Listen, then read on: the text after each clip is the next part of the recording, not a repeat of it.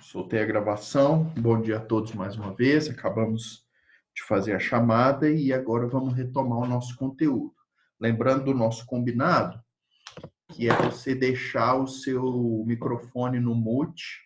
E aí, se você quiser fazer alguma intervenção, alguma pergunta, tirar alguma dúvida no meio da minha fala, é só você soltar o botão do mute, fazer a pergunta e depois clique no botão mute novamente, tá? Para não ficar com áudios abertos e gerar ressonância e atrapalhar a gravação, beleza, gente? Então, vamos lá, página 28, vamos continuar de onde nós paramos na aula anterior, né? Mais uma vez, bom dia a todos, né? Estou com saudade de vocês, de verdade, né? Vontade de conversar, de vê-los pessoalmente. Mas enquanto isso não é possível, a gente vai interagindo aqui online. Bom, nós estamos no capítulo 2 do nosso material didático. O título do capítulo 2 é Filosofia Política Moderna. E na aula passada nós apresentamos para vocês o filósofo Maquiavel. Nós vimos alguns pontos importantes da sua filosofia, a diferença que ele faz entre virtudes morais e virtudes políticas, a diferença que ele faz entre virtude e fortuna, né? E também uma diferença que ele faz entre moral pública e moral privada, né? Nós vimos que Maquiavel é o primeiro pensador na história da filosofia, especialmente na história da filosofia política, a fazer uma divisão entre as virtudes morais e as virtudes políticas. Ele entendia que as virtudes morais eram de ordem privada. Então, se a pessoa quisesse ser piedosa, misericordiosa, se ela quisesse ser verdadeira, se ela quisesse ser humilde, se ela quisesse ser benigna, então ela poderia, obviamente, exercer essas virtudes, mas eram virtudes tipificadas como virtudes próprias do campo da vida privada. No campo da vida pública, Maquiavel, na sua obra O Príncipe, vai apresentar um certo pragmatismo. O que é pragmatismo? Pragmatismo é a ideia de que uma coisa é boa na medida em que ela funciona na prática, que ela exerce eficácia, eficiência na vida prática. Então, para ele, para Maquiavel, então, essas grandes virtudes eram o que deveriam ser as virtudes políticas, né? Lembrando que Maquiavel, e aí eu já encerro Maquiavel, porque nós temos que falar de Hobbes hoje ainda. Maquiavel, ele escreve essa obra O Príncipe, e por causa dessa obra surge o termo maquiavélico, né?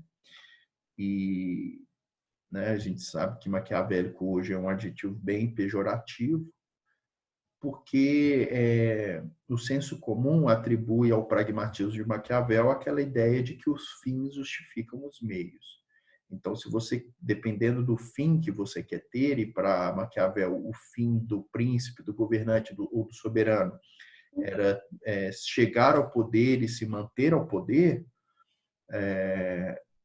e se para esse fim, que era um fim fundamental da vida política, os meios para esse fim eles eram justificáveis. Então, a tirania, o uso de artifícios para conduzir habilidosamente a vida política.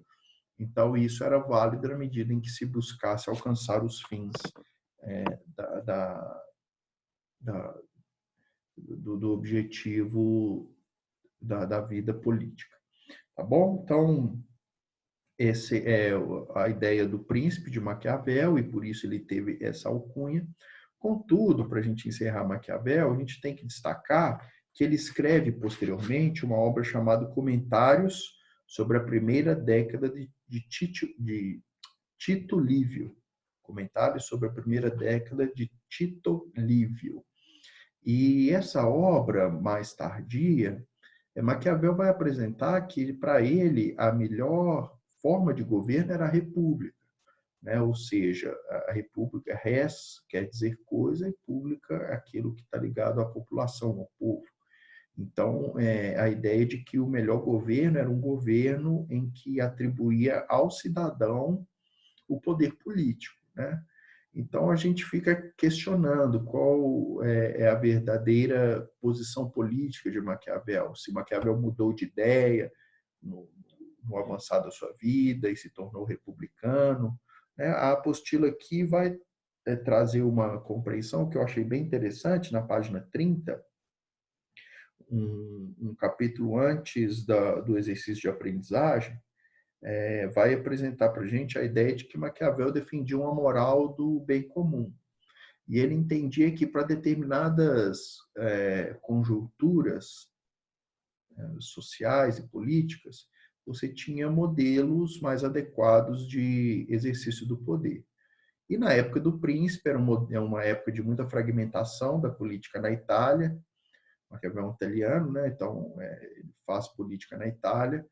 Ele, no contexto do príncipe, ele entendia que um poder soberano, um poder organizador era importante para o bem comum e para a saúde política da Itália na época.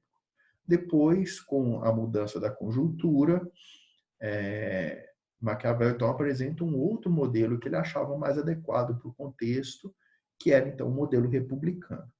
Então, Maquiavel é um pensador complexo, muito estudado ainda hoje, né? Há muitas interpretações sobre a obra O Príncipe, e fica aí como reflexão para o nosso estudo de história da filosofia política. Então, o terceiro tópico deste capítulo, intitulado Os Pensadores Contratualistas, vai dar início a uma outra discussão dentro da filosofia política, e eu quero iniciar essa discussão com vocês hoje. Bom, por que esses pensadores são chamados de pensadores contratualistas? Nós vamos ver especificamente Hobbes, nós vamos ver Locke e nós vamos ver Rousseau, são os três grandes contratualistas dentro da filosofia política moderna. E por que esses homens são chamados de contratualistas? Bom, porque eles entendiam que a justificação e a legitimação do uso do poder político se dava por meio de uma espécie de contrato social. E aqui é um termo muito importante para a sequência do nosso estudo. O que é o contrato social? É uma espécie de acordo, um acordo simbólico, um acordo tácito, um acordo que é pressuposto, não necessariamente é explícito, é dito, mas é um acordo pressuposto entre os cidadãos para que eles possam viver a vida coletivamente. Então, um contrato a gente sabe que é um acordo para que haja uma mútua cooperação. Então, o contrato social é uma espécie desse grande acordo, desse grande contrato simbólico, em que as pessoas abrem mão de alguns direitos, abre concessões de algumas atitudes, de alguns direitos, para que eles recebam em troca outros direitos, ou outros favores, ou outros benefícios. Então, um contrato funciona assim, né? Até hoje, quando você vai fazer um contrato de compra e venda, por exemplo, você vai oferecer o seu dinheiro, ou seja, você vai abrir mão do seu dinheiro, mas em troca disso você vai receber um bem. Então, um contrato de compra e venda de um imóvel, você vai ceder o seu dinheiro e em troca você vai receber uma casa, uma moradia, né? um automóvel, você concede uma parte grande de dinheiro, né? E você, em troca, recebe um automóvel. Então, a ideia de contrato é essa, é uma troca simbólica, mas que, no fim das contas, a ideia é que haja um benefício geral, né? Então, o contrato social é essa ideia. O primeiro pensador contratualista, e aí a gente vai só pincelar um pouquinho as ideias desse pensador, foi Thomas Hobbes. Thomas Hobbes, o inglês, nasceu no finalzinho do século XVII, desenvolveu seu pensamento no século XVII, aliás, no século XVI, né? Ele nasce no finalzinho do século XVI e desenvolve seu pensamento no século XVII, é isso mesmo. E esse pensador, então, ele que vai ser o primeiro contratualista. Todos os contratualistas, e aqui já é importante delinear para vocês, eles, para definirem como que funciona esse contrato social, eles lançam mão de um argumento que é chamado estado de natureza. E aí eu vou explicar para vocês o que é estado de natureza, vou explicar como é que Hobbes pensa o estado de natureza, e aí então nós encerramos a aula de hoje.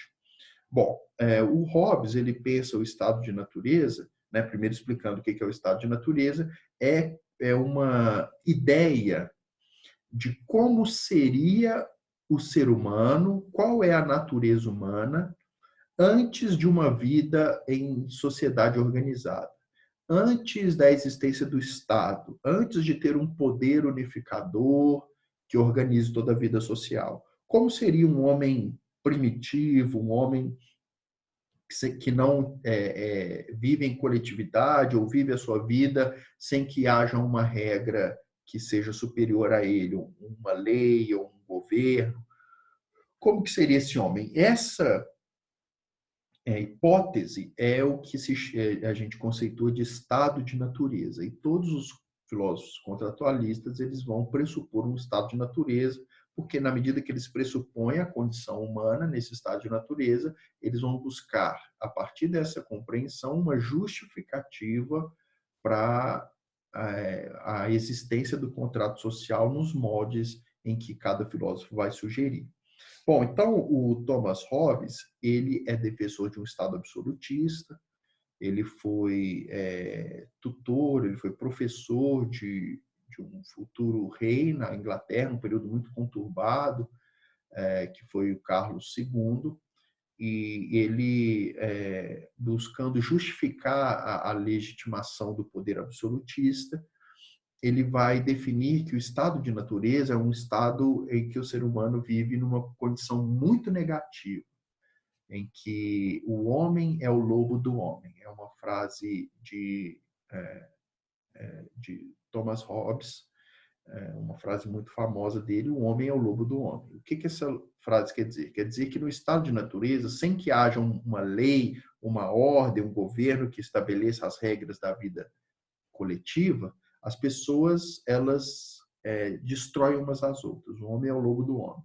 Então, pela necessidade de segurança, pela necessidade de cuidar dos seus próprios bens e pela maldade e egoísmo que são próprios da natureza humana, o ser humano vive em constante conflito, né? Se você for à página 32, a apostila de vocês vai apresentar uma ilustração aí do que é o estado de natureza hobbesiano. Então, você tem dois homens, você vê que são homens bem magrinhos, estão passando alguma dificuldade, e aí ambos encontram uma única fruta num pé de árvore.